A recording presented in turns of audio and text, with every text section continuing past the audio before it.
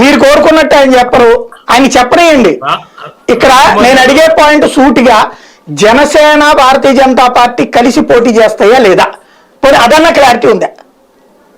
Janasena Bharatiya Janata party పొత్తులో ఉంది, ఆ రెండు కూడా కలిసి పోటీ చేస్తాయా ఉన్నది, కలిసే పోటీ చేస్తాయి. తెలుగుదేశం జనసేన కలిసి పోటీ చేస్తున్నాయి, ఆ కూటమితో కలిసి పోటీ చేస్తారా? మీ ఇద్దరే కొన్ని విడిగా ఏమన్నా కలిసి పోటీ చేస్తారా?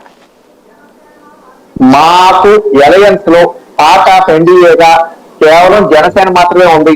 టీడీపీ మీకు రెండు చేతులు దండం పెట్టారు.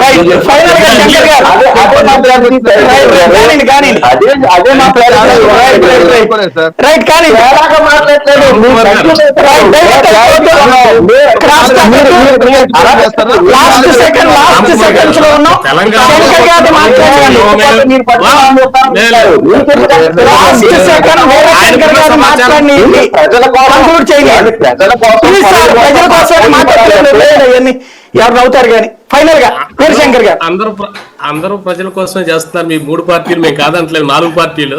మేము అడిగేది ఏంటంటే, మీరు తెలంగాణ సార్ మీరు అడిగేది టైం ఒక్క మాట చెప్పండి శంకర్ గారు, ఇక్కడ జనసేన భారతీయ జనతా పార్టీ కలిసి పోటీ చేస్తాయా, జనసేన తెలుగుదేశం బీజేపీ కలిసి పోటీ చేస్తాయి అనుకుంటున్నారా, ఒంటరిగా పోటీ చేస్తే బీజేపీ అనుకుంటున్నారా?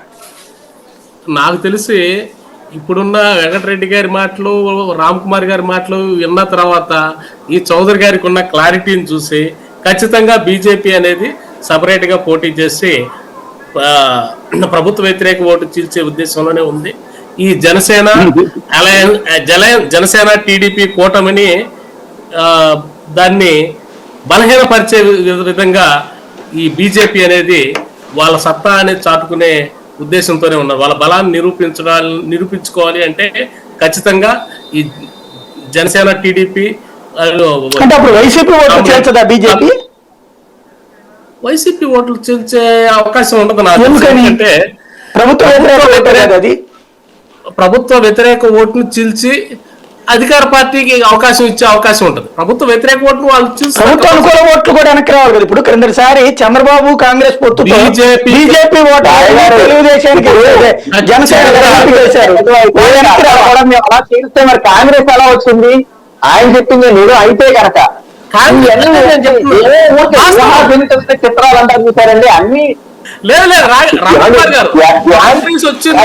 అంటే మీరు కనుక జనసేన బీజేపీ జనసేన తెలుగుదేశం కూటమిలో చేరకపోతే గనక ఇప్పుడు వీరశంకర్ గారు లాంటి వాళ్ళు ఇట్లాంటి ప్రచారం చేస్తామని చెప్తున్నారు. అది సాయి గారు ఒక్క మాట చెప్పండి, తెలంగాణలో ప్రజలు ప్రతిరోజు ముద్రలు వేస్తామని చెబుతున్నారు మీరు.